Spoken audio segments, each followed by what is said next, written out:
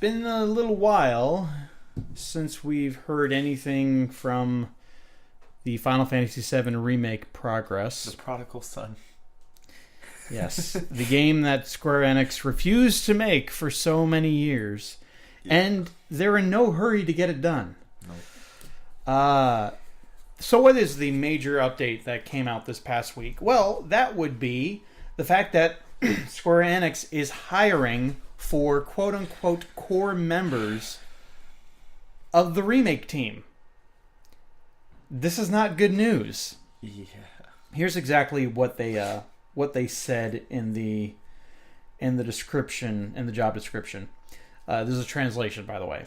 Mm-hmm. While Final Fantasy VII Remake's programs for general functions and contents are being tested within the development team as required, the part about reproducing the original work in high-quality graphics is reaching a satisfactory standard, and we've come to the conclusion that in order to meet fan expectations, we must increase its qualities another step higher. Therefore, in addition to the current members for the Final Fantasy VII Remake development, we must establish a core group that includes level planners, battle planners, designers, engineers, and various types of jobs to tackle on the production of the big title. So this kind of falls in line with very contradictory things that we've heard about this game.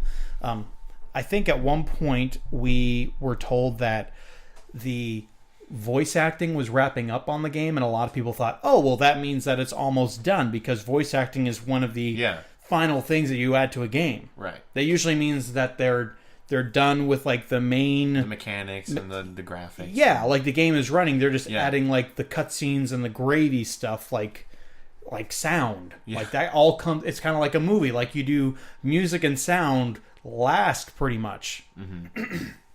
So a lot of people were thinking, well, this means it's close to being done. Well, not if they need more people to work on the core elements of the game. Yeah. Maybe you shouldn't have made the trailer before, because wasn't there like a little teaser thing? I'm not crazy, right? Yeah, there was a really cool. They've released a couple of teasers coming out. Who knows? On No One Knows. Well, this is going to be another Final Fantasy 15 where we don't see it for 10 years since it was announced in 2015. So we've got like another 7 years to go. And I hope it's not that. I'm hoping what it is they have also announced that this is not going to be a single game.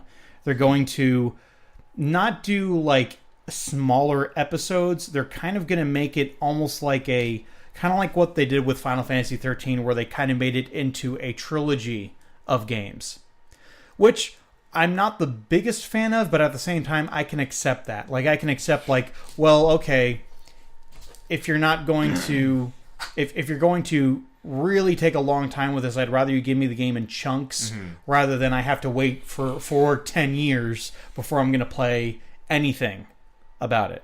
Yeah. And they did say that each one of those games is going to be a full game experience. So they're basically taking the original Final Fantasy VII and pumping it up and making it as large as 3 games instead of 1. So they're like tripling the size of the game.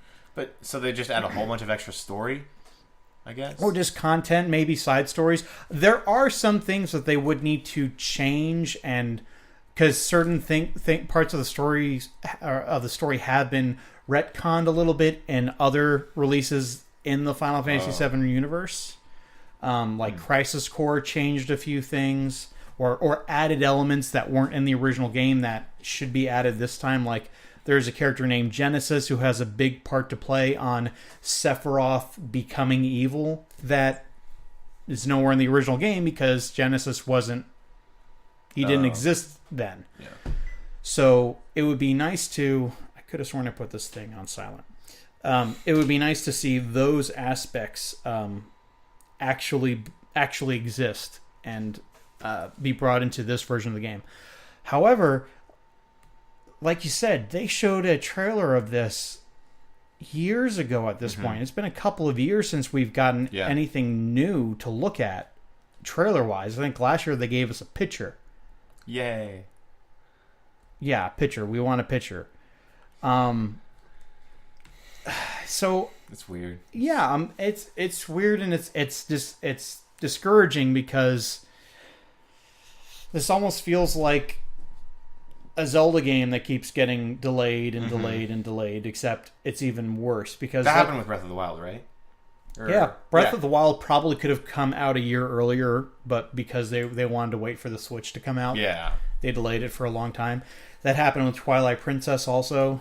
It got delayed on the GameCube because they wanted to put it out on the Wii first instead of the GameCube to help. Oh, this will really make people want to buy the system more. So I thought that was dumb. And here, like we're in year. The PlayStation 4 and Xbox One are, as of right now, over 4 years old. So, as of when a console reaches 5 years old, it's kind of considered old at that point. Like it's in its twilight years, and you're going to see some amazing games come out, but they're not. Production starts to slow down. Yeah. Now the previous generation, like PlayStation 3 and 360, that generation went on for a long time, like from 2005, I want to say, when the 360 came out, all the way to 2013. It was like an 8-year long period where those were the standard for video games.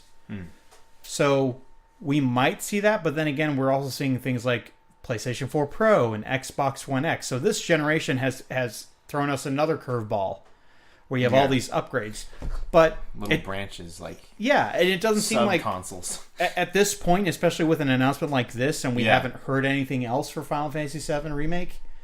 It doesn't sound like it's going to reach this generation. And it's weird because it's like, if you're not making a game for a current console, how do you make it? Like, what are you making it to run on if what it's supposed to run on probably doesn't exist yet? Right. And it also really doesn't help the fact that Square Enix, with its biggest IPs, usually takes ages to get something released. Kingdom Hearts 3. How do they make money? They make money by porting and re-releasing old games, like Chrono Trigger on Steam. And not to mention Final Fantasy 15, which started as Final Fantasy 13 Versus and took literally a decade to get released from the time of its announcement. Right. So, yeah, they don't have the best track record when it comes to getting games done in a timely manner. Like, I can understand, here's one game I don't have a problem with waiting for is Smash Brothers, because when you get the game, you know that all that time in between releases, they have been working on that new Smash Brothers game. And it shows whenever a new Smash Brothers comes out. This new one for the Switch is probably just going to be an upgraded version, but I'm okay with that because we won't wait that long. It seems like with these games, though, they get to a point, they're like, I don't like the direction, throw out all that work and start over, which some games do. Sometimes that's a good thing, and we end up with something like Resident Evil 4, which had a horrible development cycle, but that game is like pretty much a masterpiece. Or even, and we actually got Devil May Cry out of it. So there are some interesting stories. Sometimes it works, but I feel like that's a rarity. That's not what normally happens when long development cycles happen like this. And this is a remake, so it's like... Yeah, it's not a fresh game. Exactly. So why does it take 50 years to make? Oh, we're to meet fan expectations. Just run the thing on Unreal Engine 4 at 30 frames per second for PS4 and Xbox One, even if you want to throw it on there. Yeah. And we'll be happy. You don't have to go to the extreme. So hopefully this is not a bad omen, but I kind of feel like it is.